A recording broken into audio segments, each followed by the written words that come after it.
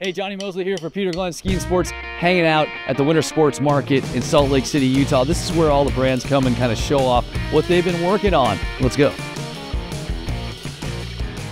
Hey, Johnny Mosley here for Peter Glenn Ski and Sports, hanging out with Zach from Giro in the booth here at Winter Sports Market, where we get to take a look at all the new products, all the new technology in the ski industry. So, but we try to give you an idea of like while you're buying, while you're shopping, looking online, like we'll do the homework for you. Zach, you guys have this spherical MIPS technology. So I guess people by now, I think, know a bit about MIPS, MIPS. You'll see it on your helmet.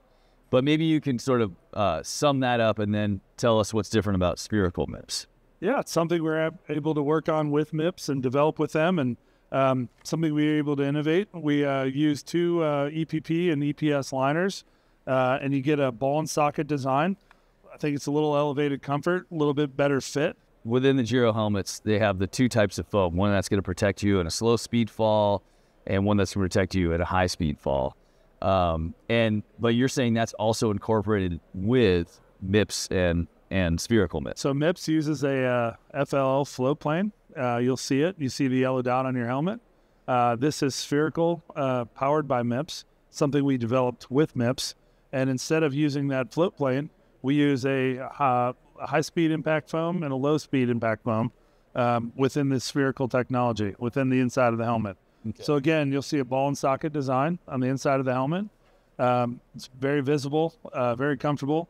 Essentially, when he talks about the float plane, essentially what's happening is the revolution in helmet safety came with this idea that where your head is locked into the inner part of the helmet, if you have an impact and it moves separately from the outside of the helmet, so like it gives a little bit before the helmet stops the blunt force. So there's a bit of a give that happens inside the helmet, and that's what MIPS is. That's the float plane. If I were to take apart this helmet, you'd see that there was like a liner in there that creates like a little lubrication. It's it's not grease, but it allows your head to slide in the helmet a little bit, to give it a little give to reduce the impact.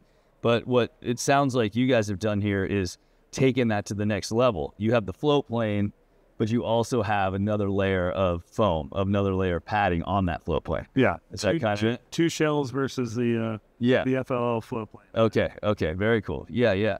No, I've skied these, and then you have the mag lock and all that stuff. But that's just kind of a bit of a learning, I don't know, a 101 on MIPS and spherical MIPS. So anyway, Giro's advantage here is they got the spherical MIPS, which gives you, an extra layer of safety beyond just MIPS. Would that be I can say that, you can't say that? Yeah, no comment. So they're a little bit safer than your typical MIPS helmet, and that thing looks really cool. And that's typically in a lot of most of the helmets, or do you have to look for that spherical MIPS? Everything will have MIPS.